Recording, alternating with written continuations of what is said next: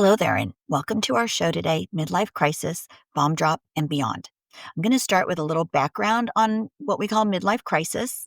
We're going to refer to it often as MLC, which stands for midlife crisis. You're going to hear about the midlife crisis spouse, and then you'll also hear about the left behind spouse, known as the LBS. You'll hear words like bomb drop and tunnel, and I'll give you a little background on those too. Midlife crisis is often dismissed as a cliche, but the reality is actually far more serious. During this period of midlife crisis, the individual undergoing that experience, they have a profound psychological and emotional upheaval. It often leads them to make impulsive and self-destructive decisions.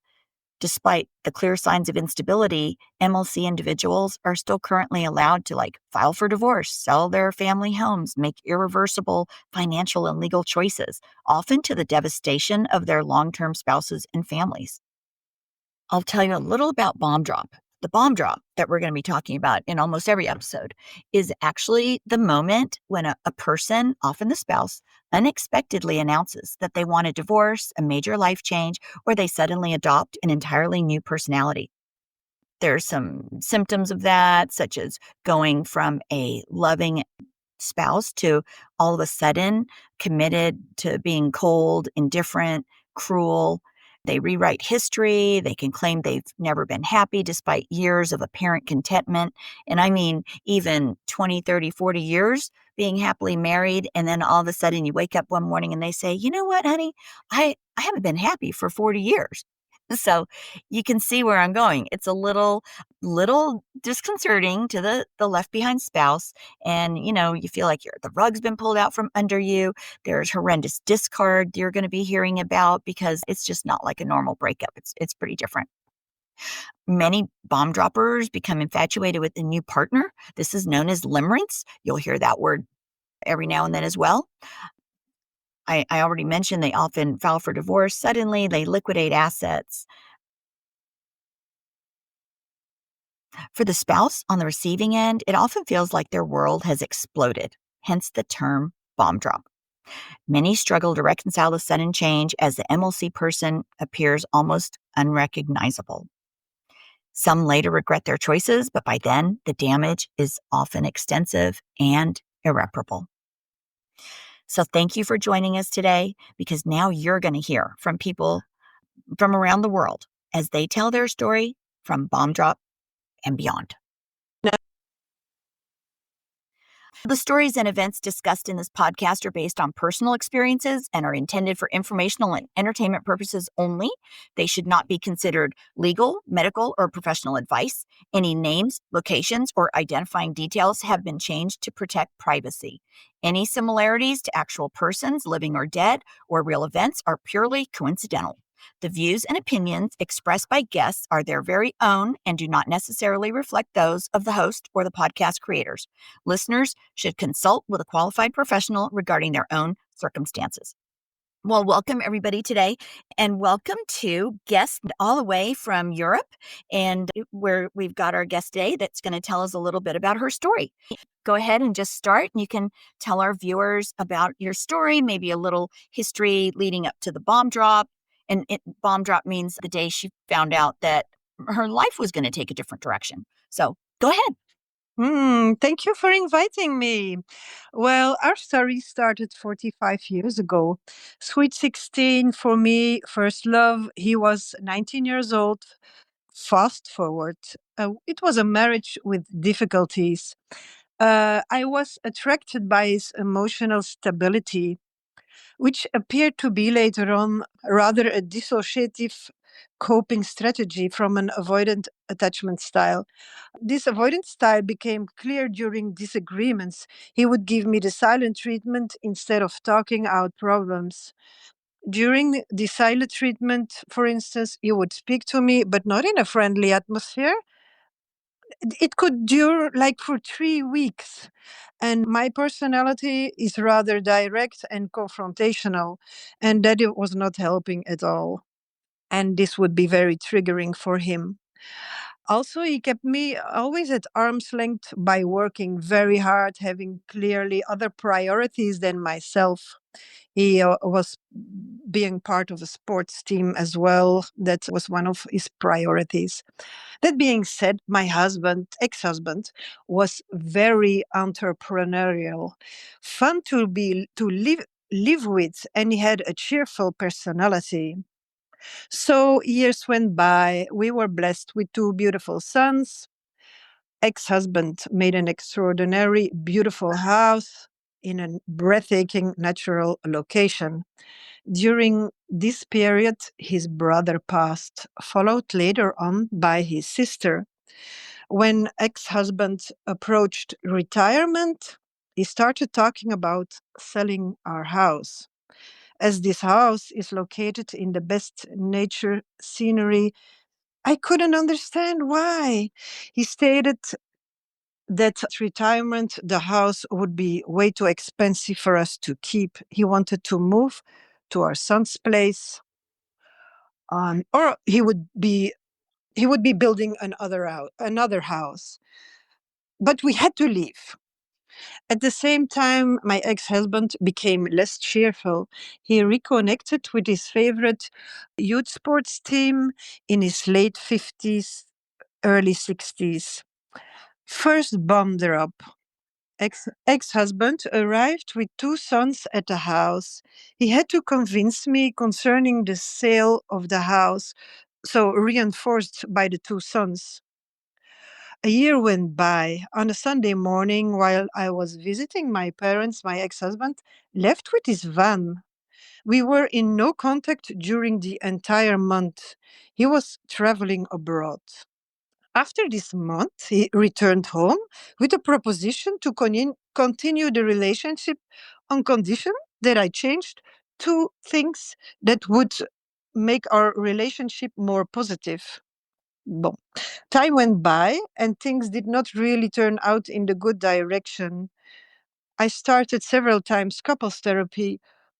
At the therapist's place, he would always talk about the house sale. Then, very suddenly, one of our best friends died. My husband was very shocked about his passing. The shock pulled him out of MLC or out of the crisis. All of a sudden, he saw the light again and he recognized his priorities in life, which seemed to be us. Fast forward again, ex husband bought a camper without my knowledge. He claimed the camper to be our son's property, which it wasn't. This was a major confrontation. Next day, he wanted me to contact the realtor to sell the house, which I refused. So ex-husband put our house on sale without my consent. I asked him, "Is this about the house? Is this about me?" He replied, "The house has to go and you have to take care of yourself in the future." The following days, he monstered severely. He needed to be able to travel whenever he wanted, where he wanted. Also, our families of origin, they were way too different. And also he told me, "You lack administrative skills, etc., etc." He prepared the house for the sale. Eventual buyers would be visiting our house while I was walking the dogs for hours. I then put a firm boundary. I told him, "If you continue the sale, I will never look at you again." He stopped the sale, stayed another 6 months at home, did some traveling, and eventually left. He left 3,200 miles away and lived in his camper at a workaway project with youthful people, building a community. He stayed there for 8 months. In summer, he comes back and stays at our son's property, helping son and his family around the house, being with the grandchildren. We do have two grandchildren. So he has been living abroad for 3 years in the winter during 8 months. The 4 months he comes back. We are around 5 to 6 years after my first bomb drop, but it was the third bomb drop that was the most devastating.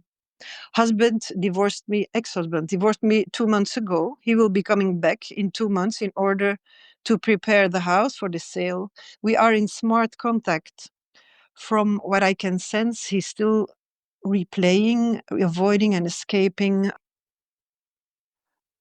As a partner of an MLCer, we know what happens to us doesn't add up. Sometimes we sense that the MLCer is saying the exact opposite of what he wants to say. As I was so traumatized at bomb drop, I was in a very bad place. I put all blame on myself. 1 year and a half later, I came across a text that listed the MLC signs, so the signs of people in midlife crisis, exact the way I experienced our breakup. I was baffled. Needless to say, that this discovery was an immense relief. I could let go of all the blame I put on myself. My healing could start from then on. Immediately, I started a private Facebook group for people who are encountering this challenging crisis as a partner in order to be able to inform them concerning the causes, the progression. My biggest goal at this moment is to let go of all resentment.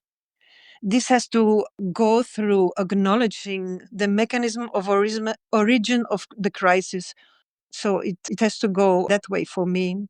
We learn this way that the crisis is not the choice of the midlife crisiser. Their brain chemicals are imbalanced. They have to go through an emotional individuation, as the crisis seems to be a collapse of an emotional avoidance system. This avoidant attachment style finds its origin in childhood emotional misattunement and or childhood trauma. The way the LBS has to go is to heal through detachment. This is a healing that can help us in different areas of life. I healed a lot. I learned a lot. For instance, not to think things personal in life. That's where my story ends, I think, for now. Or maybe I can answer some questions if Yeah, you have no, some. I'm so sorry for all this that you've gone through. How long were Thank you you. guys married, the total? The total, we have been married like for 38 years. Wow. And he Yeah. had the 3 how much time was in between each bomb drop? Well, I can't remember. I would say like a year and a half. Wow, so, like, he'd had the first one, and then after I think you said after the 3rd death, his friend, that pulled him out of the first midlife crisis, and The then first, yeah, yeah. yeah, and then a few He years was later. really pulled out all of the sudden. Wow, isn't that crazy? Like, overnight Yeah, kinda thing? yeah, yeah. And then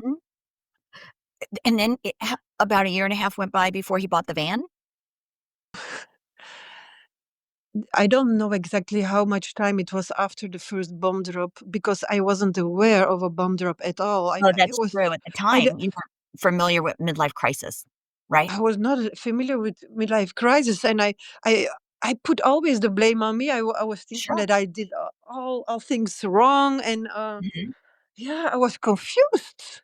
Yeah, we totally get it, and so, what a relief to discover that there's actually a really specific order that the midlife crisis sorta goes through, from Hmm, hmm. leading up to it, to the way it happens, and all, and actually, in your situation, because they do say that for a male, a midlife crisis could last anywhere from 3 to 10 years. So Yes. when his friend died, it it he wasn't even finished with his crisis. He just came right out of it, and then he went Uh-huh. back in. And Yeah, yeah, it's yeah, crazy that you say this because we hear this a lot, that yeah. if somebody, that they could be pulled out too early and then they go back, and they say that it can be worse the second time. Did you feel like it was a little worse the second time? I had 3 times. The third was really with severe monstering. Yeah, Wow. yeah.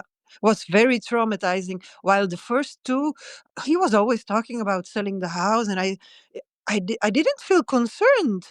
I was thinking, oh, we're going to solve this problem. There will be a solution. The grandchildren will be there, and he will change his mind and like that. But the house sale, I don't know. I didn't understand why do we had to sell the house. Yeah. Yeah, and that's interesting because it sounds like he was thinking of that for years I- I- beforehand. Yeah, yeah, yeah. I think this house was his pride, and this pride Oh, didn't make him happy, so he had to get rid of it. That's my opinion, mhm. my insight. Wow. He had And to get rid of everything that didn't make him happy, so to speak. The house, me. It was even he was talking about the neighbors. All of a sudden, the neighbors weren't good enough anymore. Something hmm, he never told me. do you know if he had an affair partner during any of Well, those periods? while he was he's living in winter in the on the island, Mhm. like 3,200 kilometer miles away. I know during one winter he was living with a lady, and of course he's saying what he's telling me is he was co-housing. Yeah, he was co-housing, right? I can't control it. He's far Right. away from me, and I have no interest in knowing Mhm. neither, because it will not help me. Yep. Wow. And how did you discover, how did you hear about midlife crisis? Had you heard of it before, and had you thought like many people think, "Oh, somebody's getting Botox or they're getting a new car?" No, it was on the internet that I came across this list with the signs of midlife crisis written on. And so you took the test and realized, "Oh, wow, he's checking off all No, the no, boxes." no, it wasn't a test. It was written like this. All of a sudden, your husband becomes monstering, and Oh, you are the blame of everything. He changes his personality like 180 degrees. He wants to be youthful again. He's afraid of dying. He wants to live. My husband, at third bomb drop, he was telling me, "I have to travel. I have to travel. I have to be able to stand wherever in the world, whenever I want." And I told him, "But go and travel. We will see in 2 years when you come back." No, no, no, no. He wanted to leave everything behind. Uh, it was very devastating. and, So I have my profession in the house. uh Um, yeah, and and then for our yeah, viewers that may not know what monstering means, could you just describe monstering? yeah, the monstering, that's like, uh, we we, um, we have some, how to say, vakjargon. I can't find the word in English. We have, some words we use specifically for the for the midlife crisis. Monstering means that he's putting all the blame on me. He's not taking responsibility whatsoever for nothing at all. Yeah, he's blaming me like for having not the same humor as he has. We are for like 42 years together. All of a sudden, he doesn't like my kind of joking, or I don't like his kind of joking. Our Oh, families of origin are too different. wow. I'm lacking on skills, administrative skills. Yeah, these And it's are all crazy. So reasons when they that say you. stuff like that, you're thinking, "We've been together 40 years," you know? Yeah, yeah, but Wow. it was true, huh? I am lacking all kind of things, but I'm lacking them since forever. Right, right. Oh, um, well, okay, so let's see. Okay, looking back, do you now see any red flags? It's sort of like some people say Ah, yeah. it's like you look back, Well, "Wow, that yeah, was fine." the red flags were that he was not treating me as a priority. He kept me always at arm's length, which is typically for avoidant attachment style people. So he was really, really hard worker. That's also a coping mechanism to keep to not being too engaged in the family or in the romantic atmosphere. Yep. Um, yeah, and the silent treatments. I try to talk out problems. I couldn't, because he wouldn't listen to me. He walked away. Wow. And so, did you learn about attachment styles and all these things after, like, later? Yeah, yeah, yeah. Of course, because I was very eager to yeah, to know the depth of the origin. That's my healing. Yep. And now you know not to take it personally. It wasn't you. Yeah, I mean, no matter yeah, who he was yeah, with, this was going to happen, you know? yeah, yeah, And you guys have kids and grandchildren. yeah. How's that going? Yeah. I have two sons who are avoidant as well. So they rather, I'm not going to say that they stand by their father, but they They comprehend don't. their father, Yep. because they act, yes, they act the same way. So I think they took him as a role model. And maybe my attachment style wasn't perfect as well. I think I was rather disorganized attached. Wow. Is there anything you wish you knew before the bomb drops? Like, Yes, of course, because I went in a very bad place. At the third yeah. bomb drop, I was really in a bad place. So if I knew that the blame wasn't to put all on me, I wouldn't have gone so deep. Mhm. You I, mentioned I, you'd been I'm in sorry. counseling. You mentioned you were in counseling or with a Yeah, therapist. we tried couples therapy 3 times, but he was always talking about the house sale. Instead, and then yeah, a and lot then of of times I course. hear that counselors don't may not realize that there's the MLC angle. No, no, no, no, no, no. No, counselors, they say you have to live your life, so leave. Wow, Yeah, yeah, must have been upsetting too. Well, how is like what's yeah. life like now? Now you guys you're preparing to sell Yes, your home. yes. Because the house is too big for me, and now it's too expensive for me to keep it.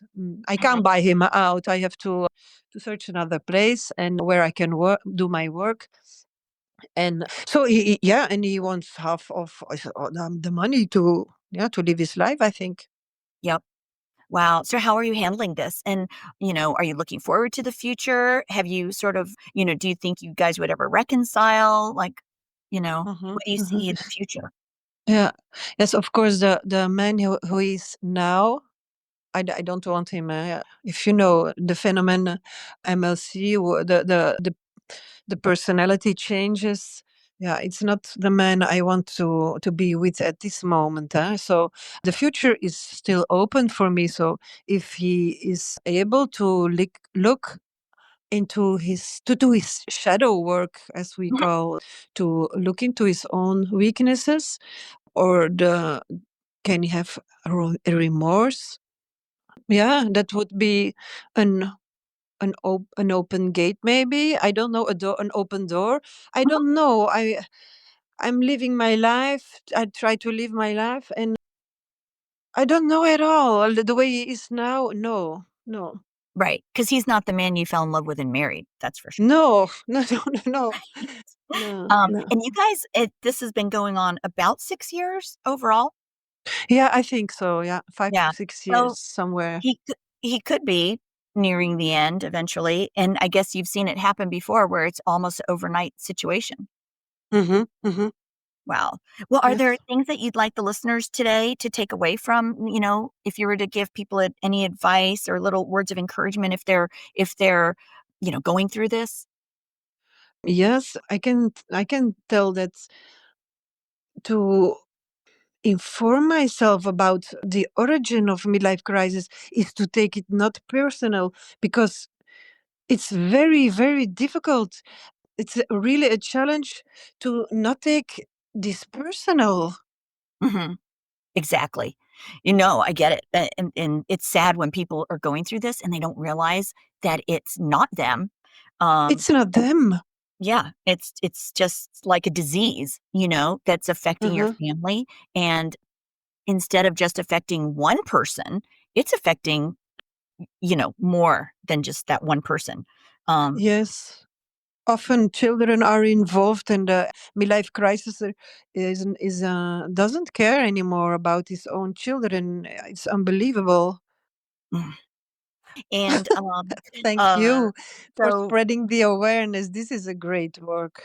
Oh, thanks. Well, it is this it's so important, like you said, that people that are going through it, what we call LBS, the left behind spouses, it's so important that they know it's not them and it's a Hmm.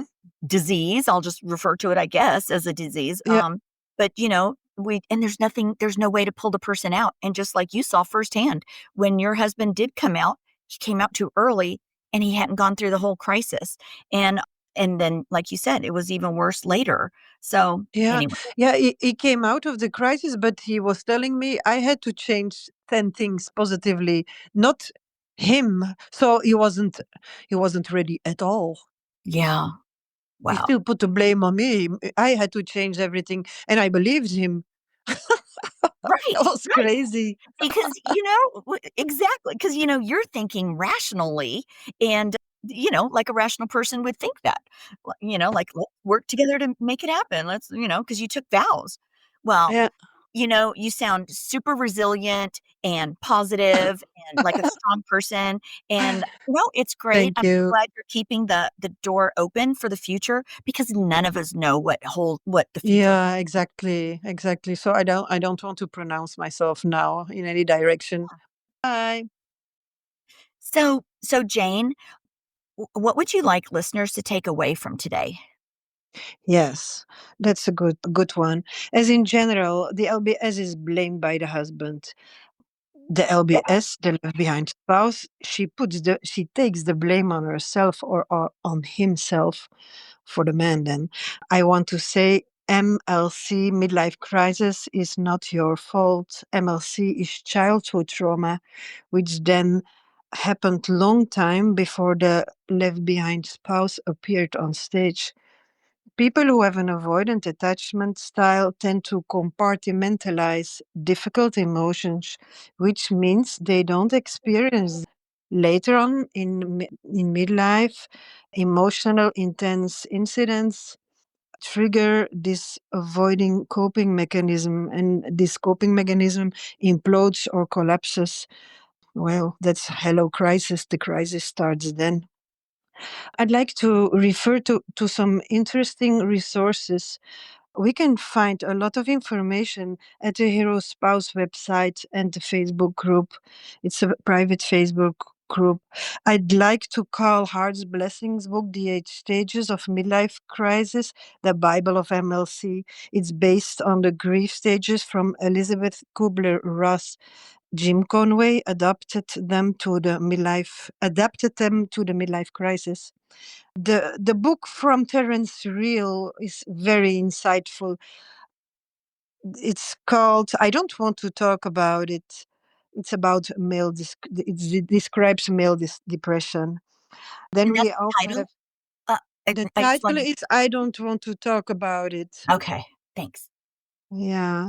Then we still have Jonice Webb. She has written a great book on childhood emotional neglect. The name of the book is Running on Empty. The book Attached provides clean insight in attachments disorders, written by Amir, I don't know how you pronounce it, Amir Levine and Rachel Heller. The name of the book is Attached. So it's about attachment disorders. Very, very insightful, and can be, yeah, insightful for midlife crisis. I think I just named some interesting books to start with. Yeah, that's it, as a matter of fact. Wow. Well, those are wonderful resources. Thank you so much, Jane, because that is a huge thing, especially when somebody's new to this and they're looking for answers because nothing makes sense. So thank you so much for providing those resources. And if anybody has questions, they can reach out to us. I believe my email's on the podcast somewhere, and we can always get you more information. Well, Jane, did you have anything else to add for today? No, I just want to thank you that I had occasion to share my story. Thank you so Aw, much, Trin. thank you. Thank you so much. All right. Thank you, listeners. And thank you, Jane, for this insightful info. And I'm sure we'll be talking again soon. Thanks, guys. Thank you for joining us today. as we discuss this topic, the mental health community has yet to formally classify midlife crisis as a psychological impairment with real-world consequences, similar to what you've heard today. Research suggests that MLC can involve symptoms similar to depression, identity crisis, and even dissociative states. Like other conditions that impair judgment, such as manic episodes and bipolar disorder or temporary psychosis, MLC often leads individuals to make reckless decisions similar to that they later end up regretting. If a person is in a psychiatric crisis, if a person in a psychiatric crisis cannot legally sign contracts or make major life decisions without oversight, why should an individual in the throes of a midlife crisis be allowed to dismantle a marriage, sell a home, or drain shared finances without safeguards? We believe legal protections must be implemented. To prevent MLC-driven destruction of families, legal reforms should be considered, such as waiting periods for major decisions. Just as there are waiting periods for gun purchases and other high-risk actions, a mandatory reflection period should be instituted before finalizing divorce or selling shared property during an MLC. There could be legal oversight for spousal protection. If one spouse claims the other is in a midlife crisis, courts should require mediation and mental health assessments before irreversible legal actions can be taken. It's our efforts through this podcast that more awareness can be brought to this situation so that going forward,